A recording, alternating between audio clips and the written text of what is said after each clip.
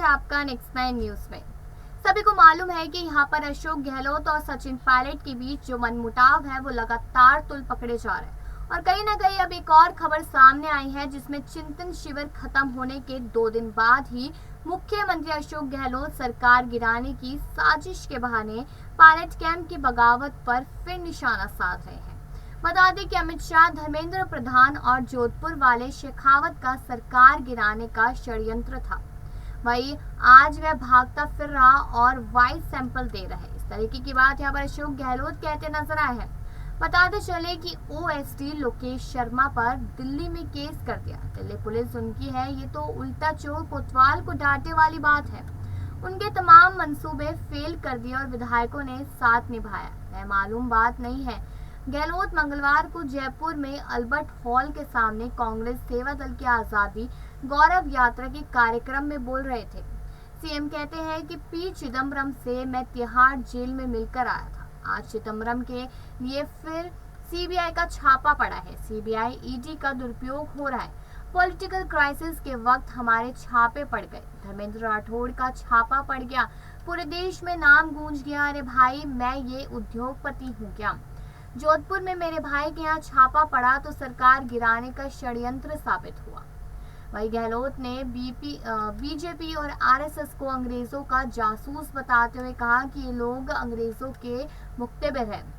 Parliament में इस पर बहस हो चुकी है, ये हमसे क्या बात करेंगे, ये हमसे क्या लोहा लेंगे, ये तो अंग्रेजों के लिए जासूसी करते हैं, आप सीना तान कर राजनीति कीजिए।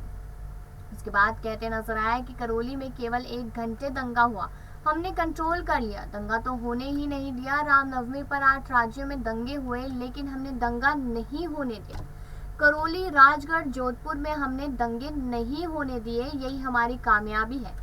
इस तरीके की बात यहाँ पर अशोक गहलोत कहते नजर आए। लेकिन वही तस्वीरें तो सामने ये आई थी कि एक के बाद एक जगह लगातार यहाँ पर किए जा रहे थे दंगे। हम लगातार अपने शोज में, लगातार अपनी खबरों में यही बात करते हैं कि बीजेपी सरकार यहाँ पर लगातार एक के बाद एक तंज कसती नजर आती है। आखिर क्यों?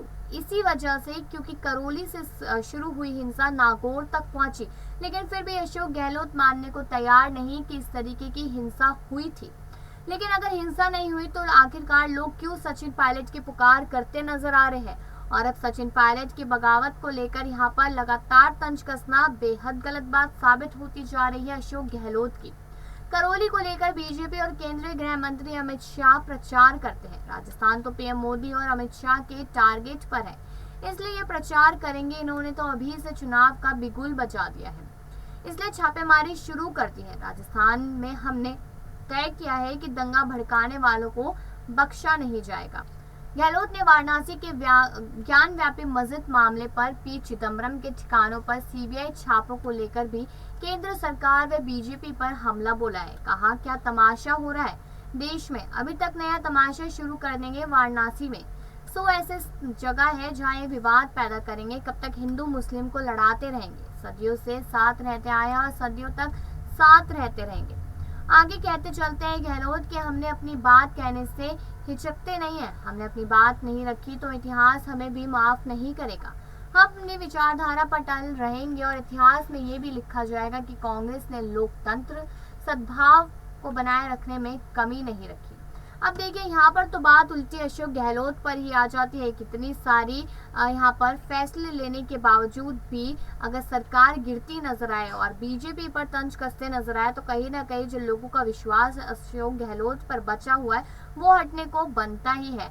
और यहाँ पर सचिन पायलट को लेकर इतनी बड़ी बड़ी बातें कह देना लोगों को गवारा नहीं है। अब आपकी क्या राय है, खबर सुन के कमेंट सेक्शन में जरूर बताएं और बाकी ऐसी खबरों के लिए बने रहिए नेक्स्ट टाइम न्यूज।